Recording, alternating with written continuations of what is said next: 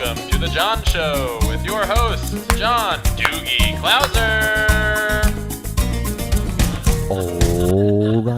All right. What's going on, everyone? How are you? We are here on a new episode of the Juan Solo Show with your host, me, Juan D. Clouser, or John D. Clouser, whichever one you prefer. This is episode 177. Yeah, I was right, 177. So welcome. How are you? Hope you're doing great. So, new week, new you. Am I right? Shit. This whole week I've been going around with an old prescription of contacts for a year, and then last week I was in the bathroom and I was about to take my contacts out. I was moments away from it, and I just happened to, instead of just waiting, pulling my contact out, then, rubbing my eye to itch it or to scratch it. Then, instead of doing that, I rubbed my eye violently and my contact came out, lost it. And so, if you have contacts, once it hits the ground, it takes forever. And then you have one eye, and you have one eye that can't see well. And because, if you had, if you didn't have, if the thing is, like, if you had good vision, you wouldn't need these contacts. And then I'm like looking around, and I'm like, where the hell is this thing? And I'm like, okay, you got to be careful because you don't want to step on it. Guess what I did? I stepped on mine, ripped it, and I was like, it's just a small little rip. I was like, it's a small little rip. I'm like, maybe I can, like, salvage it. And so I put it in some solution, and I was like, I cleaned it, and I was like really gentle with it. And then I tried putting my eye, and I'm like, okay, it's fine. Then I pulled it out, and the whole thing just ripped in two. And I was like, okay, well, that's done. So just because how my work schedule is, I wasn't able to get to the eye doctor because they don't open up till 10. Like, most places don't open till 10 in the morning around my area, in the greater Kansas City area.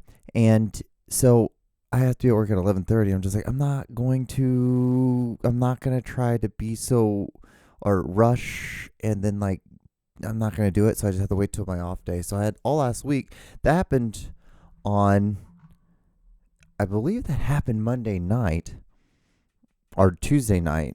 And then, yeah, it happened Tuesday night. And then I had to spend the rest of the week with wearing glasses, which was fine. It's just, golfing. For me, it's looking down. I look down and they just slide right off. I look down, they slide right off. And so that was really the big deal. That was really the big thing. Sweating a lot, and they slide down. Just naturally what glasses do. That's just what they do. But now I got new contacts, and what's so great is that my prescription went up just it was like a half step in my left eye. Which makes sense because that's the one I got hit. I got hit in the eye with a baseball, and then that's how they found out that I'm like, oh, you might need glasses, because if you would have had glasses, you probably wouldn't have gotten hit in the eye with that ball. You would have saw that better. And the thing is, like, it hit off the top of my glove, and then hit me in the eye. So it was one of those things. It was whatever. Because after you hit your eye. With anything hit your eye, they recommend you to go get your eye checked. And so they're like, well, they found out, like, you could probably get your eye, get glasses. And then next thing you know, boom, I'm in contacts. Then football happens because I got glasses when I was in the 5th grade. And then, no, I got glasses in the 4th grade. And then the 5th grade is when I got contacts because I was playing football. I lasted about a week without having, I used to just not wear glasses when I played football, and I just fucking couldn't see. And I couldn't stand wearing glasses, or trying to wear glasses and put my helmet on over it. And I was just like, no, fuck this. And so I got contacts, and then it was from there on out, from 5th grade on. I've had contacts. Isn't this fascinating? This has to be a very fascinating conversation, because this is information that they're gonna chisel on walls, like they do, like the Egyptians, and being half Egyptian is part of the plan. We all get it. We all have a little tomb, a little pyramid. It's a little like 7x7 pyramid out in the desert. Because, what else are they going to do with that? There's all that land out there. What are they going to do with it? They give us a little 7x7 tomb and things, and they chisel everything out in hieroglyphics, which is wild.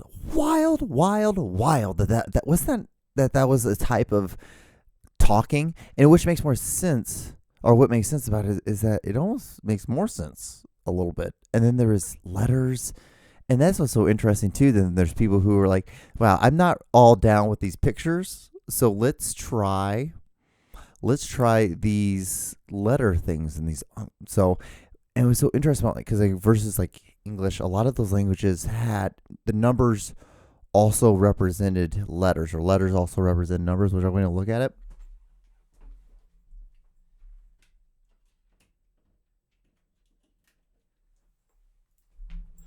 But it's fascinating because it's like there was someone who like dedicated time and effort to learn that, and then to write down and write rules about it. It's the same thing. Like when I was at the eye doctor today, they take these 3D scans now of the back of your eye to see, what is it, the string that connects to the eyeball. I don't know what the hell these things are called, or I'd be an eye doctor, right? I'd be getting paid the money to do that. But like, so they're looking at it, and they zoom in on it, and like you're like sitting there right with them. And the eye doctor is like looking at it. It's like, yeah, there you go. Like he's like, you have this little scrape right here, and it's nothing big deal. It'd be the equivalent of like scraping your knee and having a little scab or a scar. No big deal. It's nothing. And then he's and I'm like, I asked him, I was like, so you're just looking at that, and you can just see the inside of an eyeball, and you can just tell. You like, it's like reading a book to you. He's like, yeah, basically. And I'm like, that is wild. That's wild as hell. That one, think about it. He had to learn that, but then there's someone that has to teach him how to do that. But then there's someone who actually had to like first discover it and then make sure that it was correct. And then there's other people that had to then look at his stuff to make sure that he was correct, or did they know that he was correct, or was it they just kind of like went with it and they just assumed? And then it just actually let's look this up. Let's look this up, guys. I don't know how would I look this up? Who invented a tall? Who was the first eye doctor? Yeah, let's look that up. Who was the first eye doctor? George Bardish. Did I say that right? Let's see here. Bardish. I was right. I was right. Yeah, Bardish. George Bardish, 1535 to 1607, a German physician who wrote extensively on eye diseases in the 16th century, was perhaps the most well-known doctor at the time, and was considered many the father of modern ophthalmology. That is interesting. Let's look at a picture of this dude. He looks kind of like one of the... Yeah, he looks exactly like one of the what was that show? Duck Dynasty Brothers. He looks like he makes duck calls on the weekends. Like when he's not looking at eyeballs, he's looking at, he's trying to make a duck call. What a wild thing. What a wild. Who was the first eye surgeon in the world? In 800 BC, a Indian surgeon named Shushruta,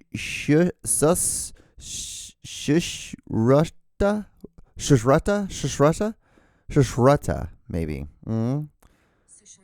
Shushruta. I was close. I was getting there. Shushruta. Yeah, was apparently the first surgeon to do an eye thing. No, ophthalmologist, technology, and instruments. He also the cardiac surgery. The cardiac also refers to the first cardiac surgeon. That's wild. And then there's like, who's the father of ophthalmology? Then there's Ivan M. Borish. This sounds very Yiddish. That sounds very Yit. Sounds like he looks kind of Jewy, so it makes sense. Yeah, and he was from January 21 to 1931.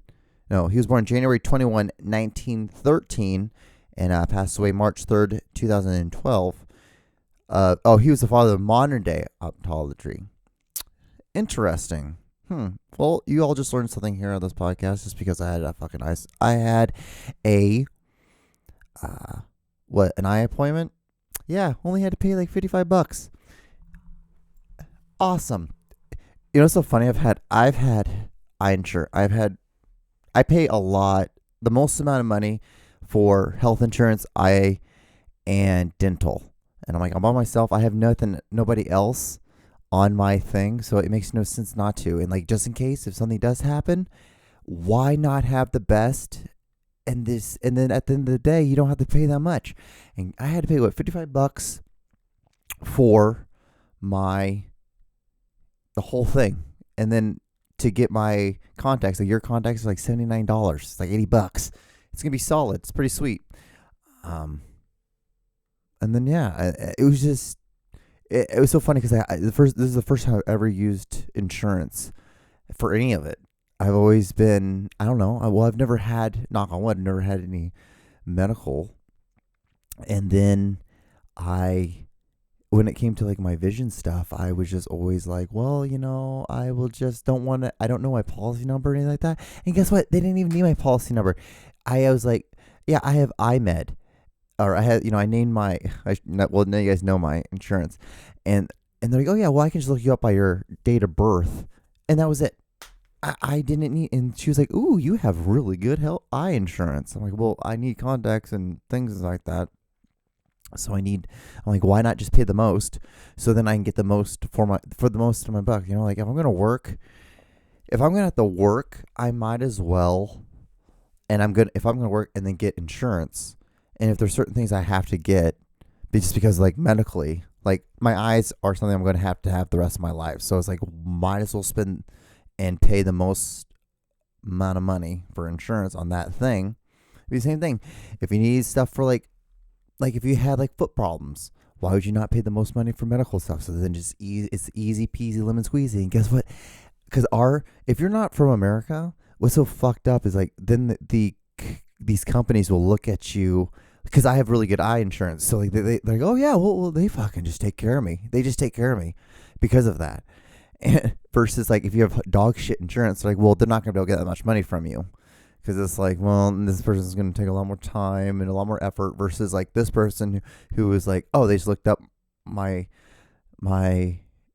birth date. Boom. We just need $50 from you, buddy. And that was it. And we're done. And then in 2 weeks, I order for my contacts and we'll be done.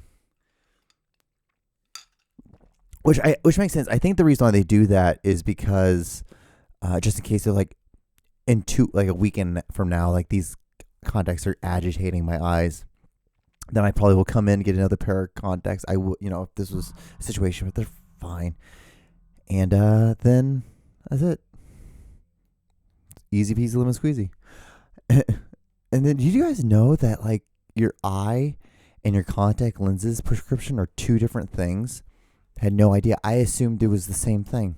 I had always just assumed it was the same thing, which makes sense why I had to order, or which I'm going to have to order my contacts, special order them, because, I have astigmatism in both eyes. Crazy. I know. It's just, what's so insane is that like how they are able to know these things. Like this modern science. Modern science is insane. It's just crazy. Like, because even like the measure the eye pressure in your eye, you know how it used to have like that big machine and you had to like lean in and they would put that little circle device right against your eyeball and you didn't have any contact or anything. So it was like right there and then boop, and then shoot a large gust of wind into your eyeball to measure the pressure or some shit. Now it's this little fucking stun gun. Yeah, it looks like a little thing they used to do when you had during Rovid time. What's something that rhymes with rovid, that took away damn near 3 years of our lives. That in, the temperature gun, yeah, it looks something like that, and they just boop boop boop right into your eye, boop boop boop right into your eye, and it feels like you're putting like if you took like one of those juicers that you use to juice of a turkey, and you just kind of blew it on your face. That's what it feels like. It's you barely feel it. It's like just barely. So it's fascinating that we are as humans able to do this, and then there's humans who dedicate their time and effort to knowing the inside of an eyeball. This one's to y'all, because like I look at it and I'm like, it looks satanic. It looks like something. What's interesting, it looks like fucking space. It looks like a galaxy. You see those galaxy pictures of like just random like lines and all that, and you're just like, what is it? So you like, because it's such a faraway picture of what the galaxy is, that then if you zoomed in, then it becomes closer to like more of the this universe and all that stuff. I don't even know what the fuck I'm talking about. Shit's wild. Shit is wild. Did I have anything in particular to talk about this week that I wrote down? Because we all know I write shit down and then I don't.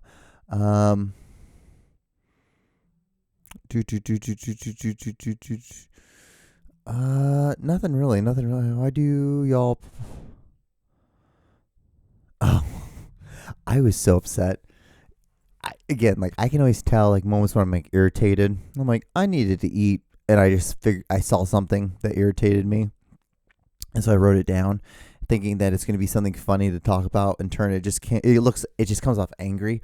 So, do y'all follow people? Because I have someone who I have known for a long time, and they've become very successful, which is great. I don't know why I'm talking about this. I feel like I'm going to be such an asshole for talking about this, but it is what it is. I have about 13 minutes left to kill. You guys want to see my farmer's tan? I got a farmer's tan. Golf, baby. So yeah, like they're always showing like they have this big house. They bought this new house. They drive Maseratis, and then they just work out in their backyard. I don't know. For me, it's just interesting because they're I don't even know where I'm going with this. I think it's just, I don't know. I don't get people who are like fitness influencers and then they don't ever work out in their house. But then I'm like, John, maybe they're trying to show that like, yeah, see how I'm not able to be articulate? This is a moment, guys. We're all going to sit here and going to learn something here. I'm going to learn something as well. Is that if you are sitting here and you're like, and you can't articulate, well, I can't articulate a lot of things I say without stuttering. But if you can't articulate your thought, then guess what? You're the dumb one. What they're doing is not that bad. Or what you think is what it is not really what it is, because you can't articulate a thought with it. You're just like, that shit's dumb. It's like, yeah, maybe it's just dumb to you. Yeah, I think that's what it is. That was just a dumb thing. That was like, that was me just being ignorant. And then, we're learning here. See? It's called growth. You should always be trying to do this. This is one of those things in life. What else is a thing? I don't know. Oh, God. Okay. Actually, I do have some things. I have some random things. So last night, didn't go to sleep till like 3 in the morning. Or this morning, I didn't go to sleep till like 3. Shocking. Not really. It's normal.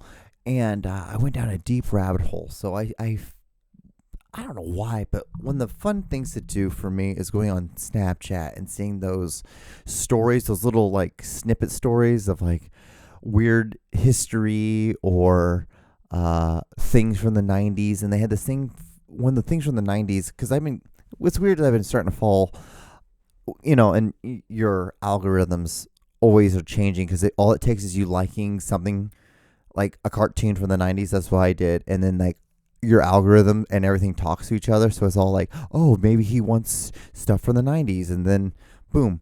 Well, I was watching this little thing, and it was this video about things that were controversial with the Rugrats when they were out. So there was a couple episodes. Like there was the episode where Angelica was found out that she was going to be a sister because her mom was pregnant, and then she fell asleep and she had this dream, and like there was a giant baby, and it talked with a man voice, and apparently this was like very horrific or terrifying to, I guess, young audience. And like I remember watching it, and I'm like, yeah, it's weird, but it was just like odd. I'm just like, that's just what they are. This is what this is. Like in this world, even back then, I was what, 9 years old. Like, when did let me see, when did Rugrats first come out?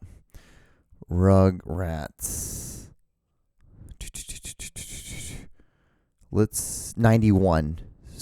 Damn, it came out in 91. So I was technically 2, but it not 9 years. So I didn't, but like I remember when I started watching it, I was like, what? I had to have been like to understand. I was like 7. So I was like in the backer years. Interesting, because now I'm interested to see. I should like rewatch Rugrats. Actually, that's something that'd be very interesting to watch now, being a 30-year-old person, so I can understand this a little more. I think I'm gonna do that. I'm gonna add that to my list. It's on Hulu, so I should just do it. So I'm like, yeah, like I remember watching as a kid, like 8, 9, 10. I'm thinking this around that time, 5, 6. Maybe I was like 5, 6, 7. Because like that was like one of the first. That was one of the first shows I remember watching and being able to fully understand. And I remember my mom would tell me, she's like, you shouldn't you be careful watching that stuff. Like, understand that like that stuff's not real. Like, don't believe in any of that stuff. And I have always had that mindset. It was like, oh yeah, well, this isn't just real. This is just like make believe thing. And it's just in this world, this is how it works. This is how it works. These are kids. These are babies that can talk. Like babies really can't talk. I was old enough to understand that babies can't talk. So, but it was just a lot of odd things like that episode, because at the very end of the episode, like Angelica wakes up and finds out that her mom isn't going to have the baby anymore. And so, low key saying that, she had a miscarriage, and a lot of people were like, oh, parents were like, this is way too adult. This is way too adult for, I think, yeah, maybe it was, but it was also the 90s. You gotta understand, like, remember back in the 70s or the 60s when they would have those cartoon movies? What is it? Music of the Mountains, or Mountains of the Music, or where the hell that is, with that black guy, and it was like incredibly racist, and it was like he was supposed to be like a happy slave. He sung all these songs, and he interacted with these like little white kids, and it didn't directly say, but it was strongly hinted that those kids' father were that black guy's like master. So it was like, what the fuck? So like, if you watch that now, you're like, oh my God, this is incredibly gross. Like, how could people watch this back then? This show, like, if you're a kid, it shows that like it's okay to like have slaves, and black people are happy when like they're slaves because they're just taken care of and stuff. Yeah, it's the same thing. It's the same damn thing when you watch Rugrats from the 90s. It's the early 90s. It was all drug-based cartoons. It was all set for adults, but like masked with children. You know why it was masked with children? Because you get away with saying a lot more. Same thing with like South Park. Why do you think South Park is away with so much shit? Why do you think in 20 years from now they're not going to look back? They're going to look back on and think that some of the things that they were talking about was archaic, or even the things that they say now. People think that it's like it's such an archaic way of thinking. Like, how can you talk like that? Oh my God! But the reason why they can get away with it is because it's a cartoon. It's not real. There's no kid with 4 fingers in this real world that's being affected by that, and it's like, hey, that's me. Hey, I can act like that. Like, no, it's just a fucking cartoon. That's why it's like, if you watch cartoons, they tend to be super, super, super adult. The first pornos used to be fucking cartoons because that was just an easier way.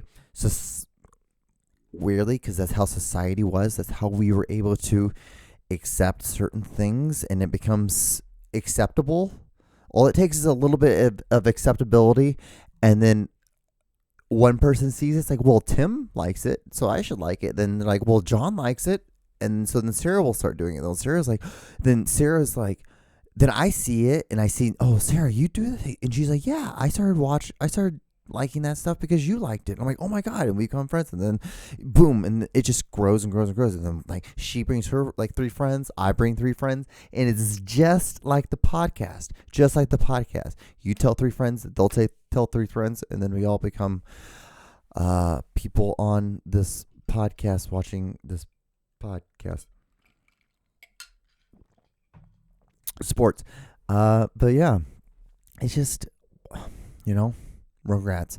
Oh, but the weirder thing was that there's a conspiracy theory that the whole reason why I was telling you all this was because there's a conspiracy theory which got me. I got so invested into it. I spent a good hour and 10 minutes just looking into it and reading about it. Was that the theory of the Rugrats aren't real? That Angelica, it was all a figment of imagination in Angelica's head. That all the kids are not real. Like, let's see here. Fan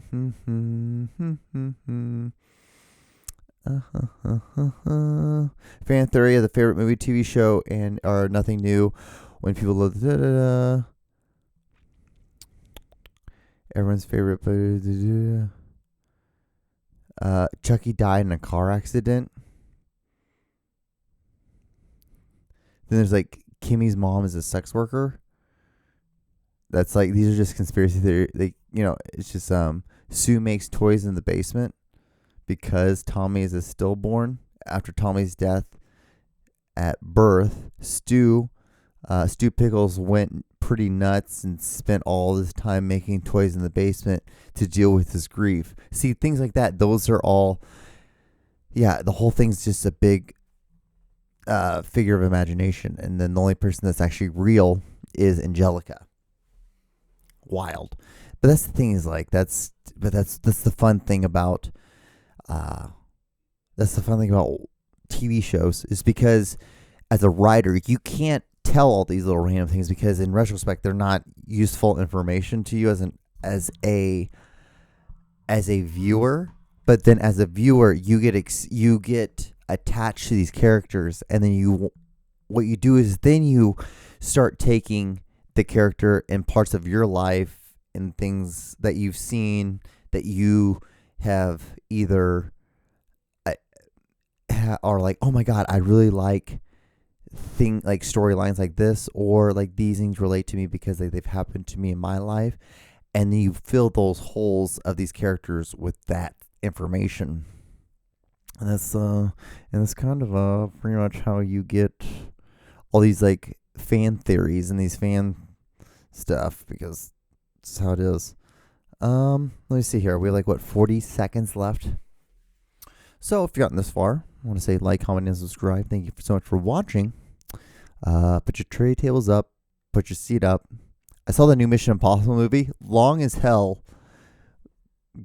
Pretty good. Not bad. I would say 3 out of 5. It's a solid movie. People complained about the action scenes were too long. I thought the dialogue scenes were too long, but hey, it is what it is. I'd rather be shown more things versus tell more things. People like to be told a lot of stuff. I don't know why, but this is how it is. But all right, until next week, or until next time, I will talk to you later. Be safe. Wash your hands. All right, bye-bye.